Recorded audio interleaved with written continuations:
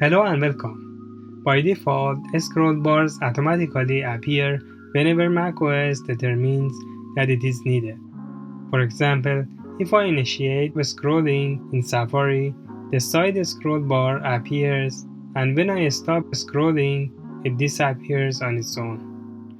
However, sometimes it may be useful to have the scroll bar visible at all times. For example, to see where on a page you are at.